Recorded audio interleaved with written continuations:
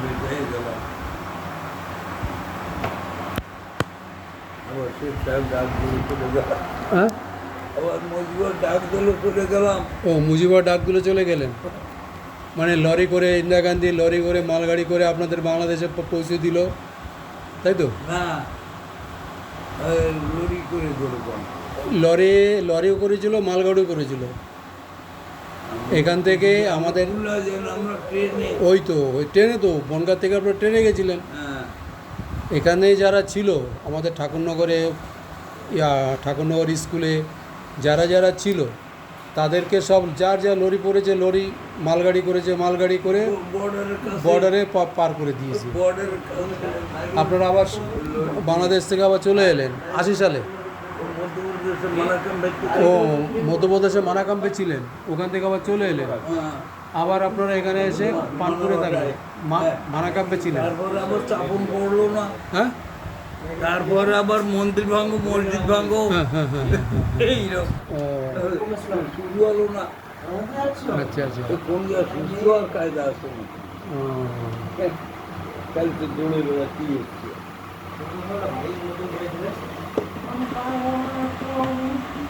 আমাদের ভারতে যদি গন্ডগোল হয়, ভারতে যদি দাঙ্গা বাঁধে, ভারত ছেড়ে কেউ তো বাংলাদেশে যায় না, যায় কি? তা যাবে কেন? তাহলে আপনারা তো বাংলাদেশে, যে জায়গায় তারা তাড়াচ্ছে, না না, আর এরা আপনাদের কোন- বাংলাদেশের জায়গাটা তো এইটুকুনি না, অনেক বড় এরিয়া।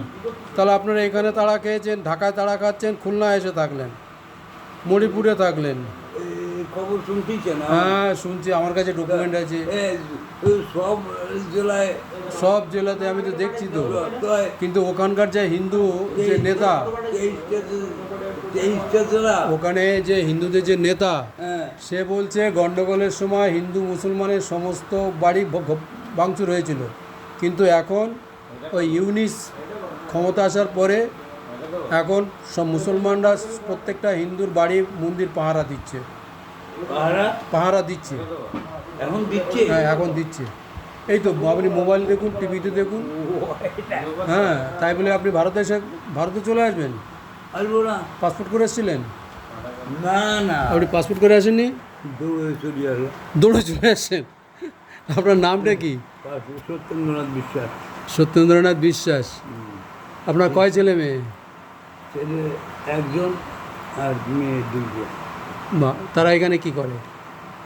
ছেলে মহারাষ্ট্রে ওখানে কি করে? ডাক্তারি করে, ডাক্তারি করে। আর মেয়ে একজন পানপুরে বিয়ে দেওয়া, আচ্ছা। আর একজন এইখানে। ও, আপনার তাহলে কয় ছেলে মেয়ে? তিন। 3 ছেলে মেয়ে। আপনি আগে পানপুরে ছিলেন নদিয়া জেলায়, আপনি এখন ঠাকুরনগরে শিমুলপুরে থাকেন, হ্যাঁ তাই তো?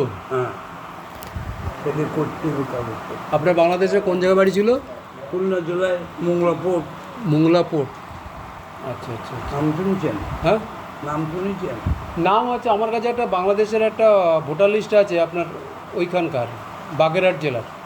হ্যাঁ, বাগেরহাট জেলা। আমাকে বাগেরহাট জেলা। ওই তো বাগেরহাট জেলার একটা ভোটার লিস্ট আছে আমার কাছে, সেখানে কোনো মুসলমান নেই, সব হিন্দুদের নাম আছে। কারণ ওই তো ওই তো আমার কাছে একটা ভোটার লিস্ট আছে, সে ভোটার লিস্টে বাগেরহাট জেলার 6 নং ইউনিয়নের একটা ভোটার লিস্ট আমার কাছে আছে। সেখানকার ভোটার লিস্টে কোনো মুসলমান পায়নি, সব হিন্দুরা। 90 সালের 90 সালের। 90 করে ভোটার লিস্ট। হ্যাঁ, তাহলে আপনার নাম কি বললেন? সত্যেন্দ্রনাথ বিশ্বাস। রংপুরে বাড়ি না, কি বলেন? বাগেরহাট। বাগেরহাট জেলা। বাগেরহাট জেলা। হ্যাঁ, রামপাল থানা। রামপাল থানা। মোংলা পোর্ট। আচ্ছা, ওখানে আপনি কি করতেন? মোংলা পোর্ট ওখানে মাস্টারি করতাম আগে, আচ্ছা, তারপর চলে আসলাম এখানে। মানে দৌড়ি চলে এসছেন? একবারে? ওই গাড়ি এসে ট্রেন দাঁড়াবে, আচ্ছা আচ্ছা আচ্ছা তখন ওই গেটে যায় দেখবেন স্রোতটা কি, আচ্ছা। তখন ওই স্রোত 1 কোটি লোক।